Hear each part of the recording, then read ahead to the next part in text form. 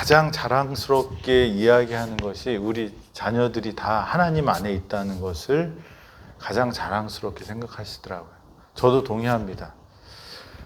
우리 아이들을 제가 키우면서 공부 잘하고 또 영향력 있고 힘 있고 이렇게 되는 것을 그것을 싫어하지는 않아요. 그런데 우리 첫째를 키우면서 천재인 줄 알았거든요.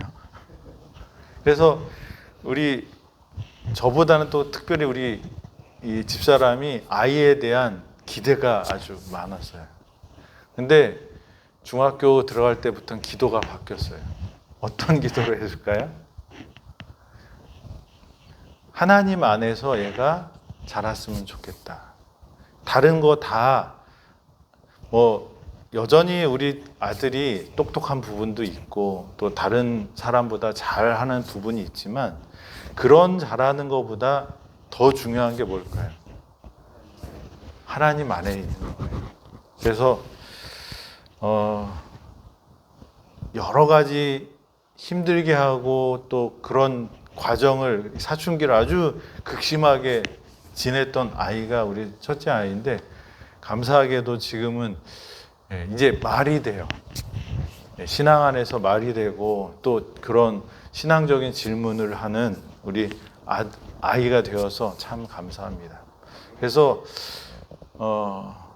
우리 가족들이 하늘에 함께 가는 그것이 가장 중요하기 때문에 우리의 신앙을 전승하는 것, 이것에 여러분들도 기도를 멈추시지 마시고 계속하시게 되기를 바랍니다. 하나님께서 우리의 기도를 들어주실까요? 네. 밀러라는 사람이 기도를 했을 때 그의 기도의 사람이라고 그러거든요. 근데 그 목사님이 기도를 했을 때 기도의 응답을 받은 사람들이 있대요. 1년 안에 응답받은 사람, 30년 뒤에 응답받은 사람, 그리고 죽은 다음에 응답받은 사람이 있다는 것입니다. 그래서 우리가 지금 제가 중학교 때 우리 아들을 생각하면 얘가 사람이 될까 그런 생각도 했었지만 하나님께서 변화시켜 주시는 모습을 봅니다. 여러분들도 끝까지 기도하시고 그래서 하늘에서 우리 가족을 만나는 우리 후손들을 만나는 그런 축복의 사람들이 되기를 간절히 바랍니다. 그래서 하나님께서는 뭘 세우라고 하셨어요? 기념비를. 그래서 12 지파를 대표하는 돌들을 요단 강 속에다가 세우고 하나는 밖에다 이렇게 세웠습니다. 우리 마음 가운데도 그 기념비를 세워야 되고 다른 사람들이 볼 수 있게도 세워야 하는 것입니다. 그래서 저와 여러분들이 내가 갖고 있는 기념비가 마음속에 있고 보이진 않지만 우리 가슴에 있고 그리고 다른 사람한테 잘 소개해 줄 수 있는 그런 기념비도 갖는 저와 여러분들이 되기를 간절히 바랍니다.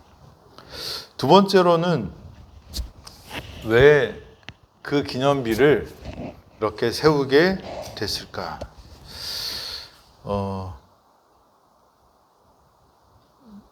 요단을 건너는 이스라엘이 정말로 두려워해야 할 것은 앞으로 만날 가나안 족속들과 싸움이 아니라 이미 일어난 구원을 망각하는 것이다. 이게 무슨 말일까요? 가나안 족속들은 아직 만나지 못했어요. 근데 가나안 족속들은 어떤 민족이라고 그랬어요? 이스라엘 자손들보다 키가 커서 이 거인족이라고 말할 정도로 그리고 표현을 어떻게 하냐면 그들은 거인이고 우리는 메뚜기라고 표현할 만큼 그렇게 신체적인 조건과 그 다음에 이 이스라엘 백성들은 광야에서 양떼를 몰고 또 부녀자들과 함께 같이 다니는 그런 방랑하는 사람들이었고 이 가나안 족속들은 산성에 있든지 성 안에 있든지 그리고 마차와 기병을 가지고 있는 그런 민족들이었습니다. 그래서 그 앞으로 올 두려운 일들이 분명히 있었어요. 그런데 하나님께서는 이 기념비를 세우라고 하신 이유, 여태까지 하나님께서 어디까지 인도하셨어요? 이 요단강 건너까지 인도하신 하나님, 그 능력의 하나님, 이스라엘을 구원한 하나님을 뭐 하는 거예요? 기억하는 거예요. 그래서 요단을 건너는 이스라엘이 정말로 두려워해야 될 것은 앞에 있는 적보다는 뭐예요? 내가 경험했던, 내가 체험했던 하나님과의 관계와 그 하나님의 능력을 잊어버리는 거예요. 우리가 지금까지 하나님께서 여기까지 인도하셨다면 앞으로도 분명히 인도하실 것을 믿는 것이 믿음이에요. 그러기 때문에 여기에 뭘 세우라는 거예요? 기념비. 그것은 구원의, 구속의 기념비였다는 것입니다. 하나님은 당신의 백성들을 알기 때문에 이 위대한 사건을 기억하도록 대책을 세우지 않으면 그들이 얼마나 신속히 그들을 위한 그분의 위대한 구원 행위들을 잊을지를 알았다. 앞으로 세대들은 하나님의 인도하심을 잊어서는 안 되었다. 오늘날에도 마찬가지로 우리는 주님께서 우리를 인도해 오신 방법과 우리의 과거의 역사를 통하여 주신 그분의 가르침을 잊어버리는 것 외에는 미래를 위하여 두려워할 것이 전혀 없다. 화이트인의 자서전 196페이지입니다. 미래를 위하여 두려워할 것이 전혀 없는데 그 이유가 뭐예요? 하나님께서 나를 여기까지 인도하셨기 때문에 그것을 잊지 않는 민족들, 그것을 잊지 않는 사람들에게는 하나님께서 앞으로도 어떻게 해요? 함께 하시겠다는 그런 약속이고 그것을 기억하는 기념비라는 것입니다. 저와 여러분들 마음속에도 또 여러분들의 삶 속에도 구원의 하나님의 기념비를 세워가게 되기를 바랍니다. 그래서 그 기념비를 보면 무엇을 걱정할 필요가 없어요? 앞날에 대해서. 지금까지 하나님께서 나를 선하게 인도하셨다는 확신 속에서 살기 때문에 앞으로도 우리의 삶을 책임져 주시는 분이 누구예요? 우리 하나님이시라는 것을 믿는 것입니다. 그래서 그것을 기억하게 하는 기념비를 여러분의 삶 속에, 여러분의 마음 속에 세워 두셔서 힘들 때마다 그 기념비를 보고 힘을 내고 또 용기를 얻어서 앞으로 전진할 수 있는 저와 여러분이 되기를 간절히 바랍니다. 세 번째로는 왜 하나님께서는 이 기념비를 세우도록 하셨을까? 여호수아 4장 24절에 이렇게 말씀하십니다. 이 땅의 모든 백성에게 여호와의 손이 강하신 것을 알게 하며 너희가 너희 하나님 여호와를 항상 경외하게 하려 하심이라. 이 기념비를 세운 목적 중에 하나는 누구에게 있어요? 그 땅의 백성들, 이 땅의 모든 백성에게 누구를 알리는 거예요? 여호와 하나님을 알리는 것입니다. 가나안 족속들에게 하나님의 능력을 알려주시려고 했습니다. 사실 이스라엘 백성들이 가나안으로 오는 것은 한 달 정도면 충분한 시간이라고 했습니다. 그리고 하나님도 그들을 가나안으로 속히 인도하시려고 했지만 이스라엘 백성들이 준비가 되지 않았어요. 하나님의 능력 속에 살면서도 하나님의 능력을 의심했어요. 구름 기둥 밑에서 불 기둥 옆에서 뭐예요? 하나님의 능력을 의심했어요. 그 가나안에 들어갈 때 가나안이 갖고 있는 무기와 성과 그 사람들의 건장한 체격을 보면서 뭘 못 봤어요? 하나님의 불기둥이 옆에 있는데도 눈뜬 장님이 됐기 때문에 그들에게도 뭐가 필요해요? 하나님을 체험하는 경험이 더 필요하기 때문에 광야의 생활을 더 허락하셨습니다. 그런데 반대로 가나안 사람들에게는 이 40년은 뭐였을까요? 은혜의 시간이었습니다. 가나안 사람들은 계속 저 광야에 200만이나 되는 대민족이 지금 광야에서 돌고 있다는 거예요. 먹을 것도 없고, 그죠? 이 어떤 지원을 받을 데가 없는데 그냥 살아있는 것조차도 뭐예요? 기적인데 거기에 뭐가 있어요? 불기둥이 있다고 그러고요. 구름기둥이 있다는 거예요. 그리고 그들이 아주 대오를 잘 짜서 아주 정갈하게 움직이는 그런 모습들을 보고 하늘에서 그들이 먹을 게 없는데 하늘에서 고기가 떨어지고 하늘에서 음식이 떨어져서 먹는다는 이야기를 누가 들어요? 라합이 여호와 하나님을 두려워하고 하나님을 선택한 이유는 어떤 일이 있었어요? 이스라엘 사람들이 광야에서 살아남고 살아있는 것도 기적인데 아주 잘 살고 있는 거예요. 그 이야기를 들었을 때 그들은 하나님에 대해서 생각을 했을 것입니다. 그래서 하나님을 배울 때 40년 동안 사실은 가나안 사람들에게는 그게 은혜의 시간이 있었어요. 그래서 하나님은 가나안 사람을 멸망시키고 이스라엘 사람들을 거기에 드리는 것이 하나님의 가장 좋은 목적은 아니었어요. 그들이 죄가 가득 찼기 때문에 어떻게 해요? 심판이 필요했습니다. 그런데 그 심판을 안 당하고 어떻게 해요? 아무도 멸망하지 않고 영생을 얻게 하려는 것이 하나님의 생각인데 가나안 족속은 그 은혜의 시간에 뭐 했어요? 오히려 더 성을 쌓고 더 오히려 악하게 가는 것입니다. 그때 이제 그 악이 찬 기간이 그 40년 동안이었습니다. 그래서 하나님께서는 또 이 요단을 마르시게 하고 거기를 건너가게 하고 거기에 돌을 세움으로 하나님이 누구와 함께 한다? 이스라엘 백성들과 함께 한다. 하나님은 너희가 생각하는 그런 신이 아니다. 참 하나님이라는 것을 이 이방 족속들에게 알려주시고 그들에게 다시 한번 어떻게 해요? 라합처럼 회개하기를 원했습니다. 그런데 결론은 많은 족속들이 하나님께 돌아오지 않았죠. 그래서 가나안 족속들이 이스라엘 백성이 하나님의 능력으로 홍해 바다를 건너고 또 여리고 성에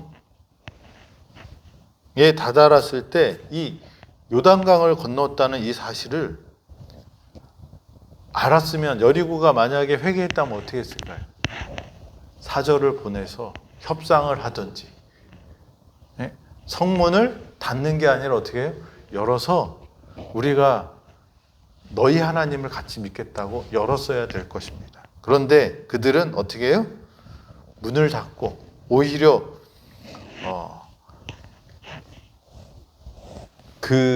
더 악을 쌓는 일을 하게 됩니다. 하나님의 백성이 하나님의 뜻대로 순종할 때 우리에게는 경쟁력이 생깁니다. 우리가 유혹이 많아요.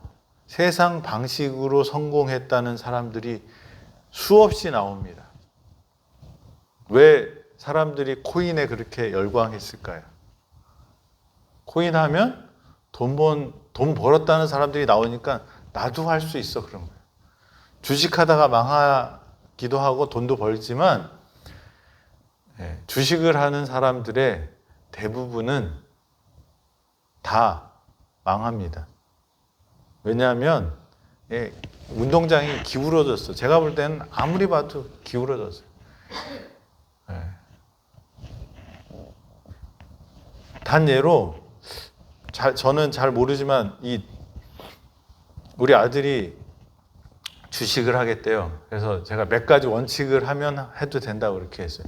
투자를 하면 하지만 투기를 하면 안 되기 때문에 투자하는 방법 욕심내지 말고, 두 번째는 그 기업의 가치만큼만 투자하고, 그리고 지금 뭐 이렇게 뺄 생각하지 말고 한번 묻어놓으면 언제까지요? 3년 자기가 목표한 데까지는 그냥 떨어지든지 올라가든지 그렇게 할 만큼 마음의 준비가 됐으면 하라고 그랬어요. 그래서 네가 공부해서 아빠한테 얘기해봐. 그럼 아빠가 이제 점검을 해줄게. 그렇게 했는데 내가 공부하면서 얘기를 하더라고요. 이게 운동장이 기울었대요. 공평하지 않대요. 개인이 투자할 때는 돈이 벌릴 것 같으니까 어떻게 해요? 대출을 받습니다. 그러면 내가 1,000만 원을 대출을 받아서 1,000만 원어치 주식을 사요.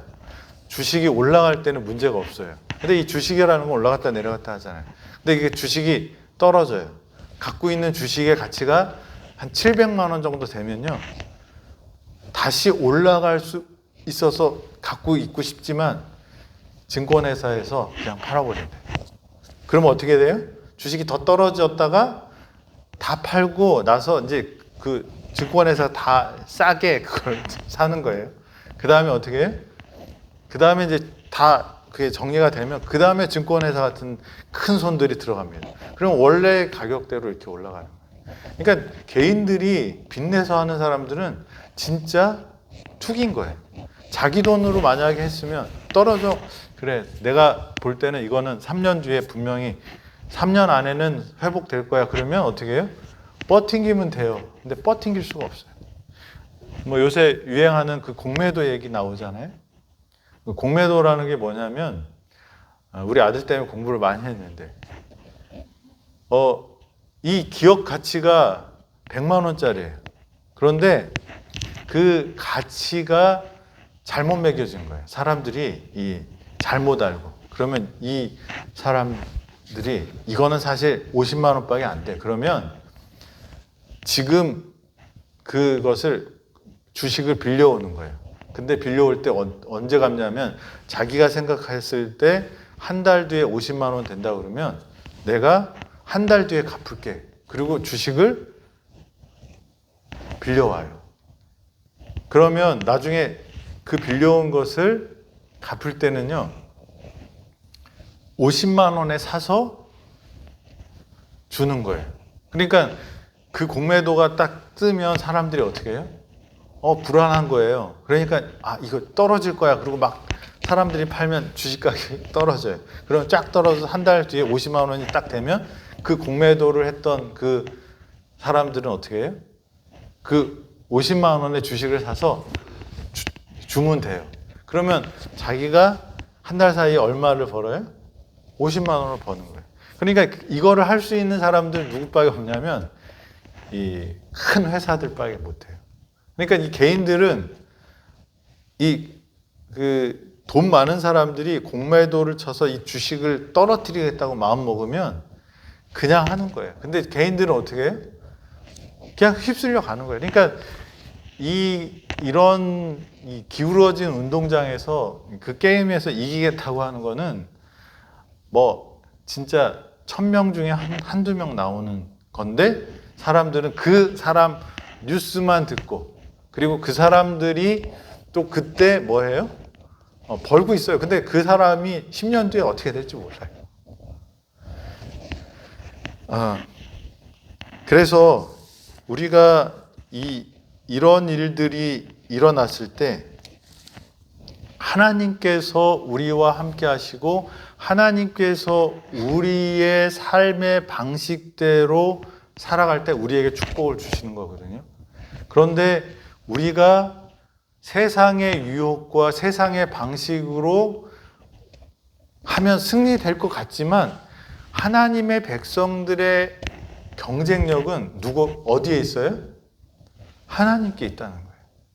그러니까 저와 여러분들이 성공하고 싶고, 그리고 승리하고 싶고, 우리가 더 잘 되고 싶으면 하나님의 백성은 어떻게 해야지 잘 돼요? 하나님 말씀대로 살아야 돼요. 그래서 이 기념비는 그 말이에요. 이스라엘 백성들이 자기 맛대로 했을 때는 저렇게 멸망, 막 수천 명, 수만 명이 죽었어요.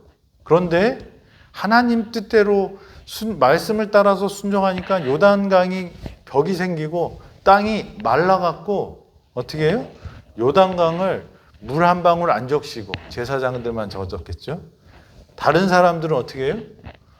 물 구경하면서 물 안 닿고 건넜다는 사실이에요. 저와 여러분들이 우리의 삶의 기념비는 뭘 증거하는 거예요? 하나님의 백성이 하나님의 방식대로 사는 것이 이기는 거예요.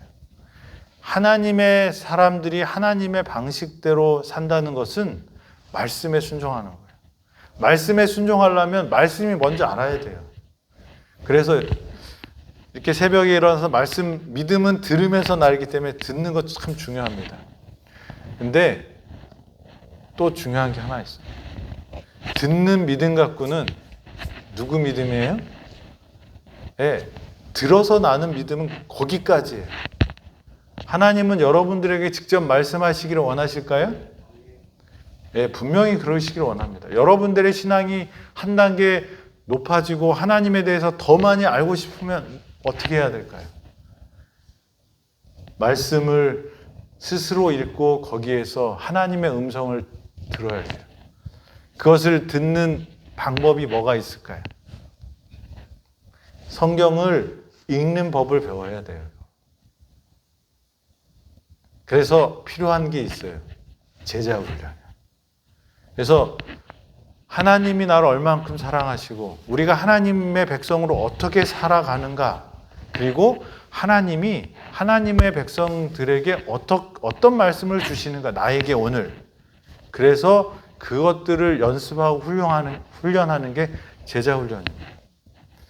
그래서 이제 앞으로 저희 교회에서 이제 제자 훈련 하게 되면 여러분들 많이 참석하게 되기를 바랍니다. 그래서 목사가 말하는 대로 움직이는 사람이 아니라 하나님이 말씀하시는 대로 살아갈 수 있는 믿음에 굳게 선 사람들이 되려면 어떻게 해야 돼요? 하나님의 말씀을 내가 하나님의 음성을 그대로 들을 수 있는 사람이 돼야 돼요. 우리가 예수님을 따라가는 사람들, 예수님을 만난 사람들을 제가 유심히 관찰해 봤는데, 예수님께 갈 때 예수님께 가지 못하게 하는 사람들이 있어요. 삭개오도 그랬죠? 바디메오도 그랬죠? 혈루증 앓던 여인도 그랬어요. 어린아이가 예수님께 갈 때도 막았어요. 누가 막았을까요? 제자들이에요.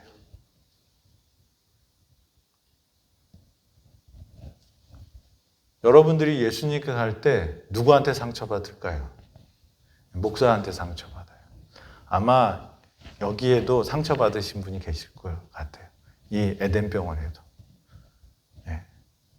그런데 그곳에 상처받는 것은 하나님이 원하시지 않으셔요. 하나님은 바디메오처럼 다윗의 자손이여 하고 나오길 바라요. 혈루증 앓던 여인처럼 어떻게 해요? 믿음의 손으로 예수님의 옷자락이라도 붙잡기를 원하셔요. 삭개오처럼 예수님을 만나기 위해서 어떻게 해요? 사람들이 많아서 못 만나게 됐을 때 어떻게 해요? 뽕나무 위로 올라간 것처럼 여러분들이 예수님을 직접 만나기를 원하시는 거예요. 그 경험이 있을 때 우리는 기념비를 세우는 것입니다. 이민아 목사라는 분 아시나요? 이어령 교수님의 딸입니다. 이어령 교수는 우리나라의 석학입니다. 진짜 훌륭하고 인사이트가 있는 국문학자였죠. 근데 이분은 하나님을 믿지 않았어요. 근데 이 이민아 씨가 진짜 똑똑한 그런 피를 받아서 이제 아빠랑도 싸우고 막 관계가 안 좋았대요. 근데 이제 미국에 유학을 가게 돼서 거기서 힘들게 공부해서 변호사가 되고 또 이 로스앤젤레스의 검사로 활약하면서 또 이 청소년 문제나 이렇게 사회적으로 하고 교민사회에 많이 공헌을 합니다. 그래서 성공한 이민자, 그 다음에 그런 전도 유명한 유망주였는데 갑상선 암 판정을 받고 수술을 하게 됩니다.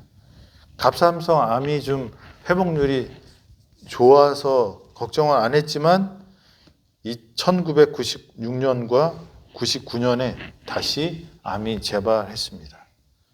그리고 망막까지 파열되어서 시력을 잃게 되었습니다. 이 과정 중에, 이 시련 중에 이 이민아 씨가 누구를 만나요? 네, 하나님을 만나게 됩니다. 그래서 이혼하고 몸 다 망가지고, 그래서 이어령 교수가 딸을 한국으로 데리고 왔습니다.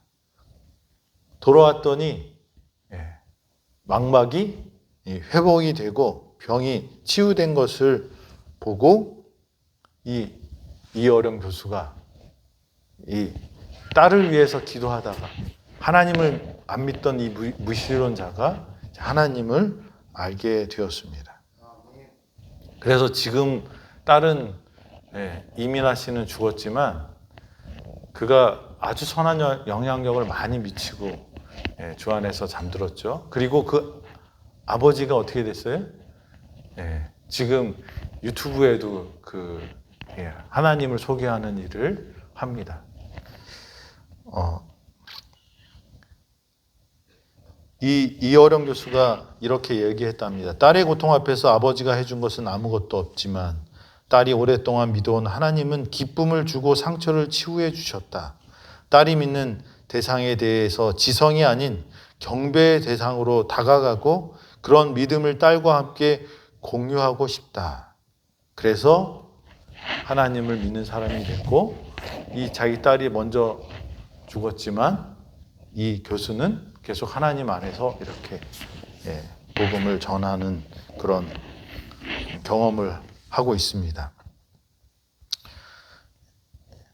딸의 고난 속에 쌓여진 그 12돌의 기념비를 이어령 교수는 보았고, 그리고 하나님의 손이 강하신 것을 알고, 그래서 그 전능하신 하나님 앞에서 무릎을 꿇고 그도 하나님을 믿는 사람이 되었습니다. 우리 삶에 하나님의 기념비를 세우게 되기를 바랍니다. 때때로는 그게 아픔이고 고통이고 슬픔처럼 보이지만 그 흔적이 뭐가 될 수 있어요? 이 하나님을 증거하고 하나님의 영광을 드러내고 내 삶의 이정표로 삼을 수 있는 그런 기념비가 될 수 있다는 것을 잊지 마시고, 지금 어렵고 힘들더라도 그것이 다시 뭐로 바꿀 수 있어요? 내 아픔이 기쁨으로, 슬픔이 감사로 바뀔 수 있는 하나님의 능력이 있다는 것을 기억하시고 그 아픔이 기념비가 될 수 있도록 기도하는 저와 여러분이 되기를 간절히 바랍니다. 아버지 하나님, 오늘도 저에게 생명을 주심을 감사합니다. 우리 마음 가운데 또한 우리 삶 속에서 당신의 기념비가 있는 당신의 자녀들 되도록 인도하여 주시옵소서. 아버지, 그로 인하여 우리를 구원하신 하나님을 증거하고 우리를 여기까지 인도하신 하나님을 찬양하고, 그리고 많은 사람들에게 그 기쁨과 축복과 은혜를 나눌 수 있는 기념비를 세우는 사람 되도록 축복하여 주시옵소서. 오늘 하루도 주 안에서 승리하고 그 승리의 기념들이 우리 마음 가운데 차곡차곡 쌓여지는 당신의 자녀들 되도록 인도하여 주시옵기를 예수님의 이름으로 기도드립니다. 아멘.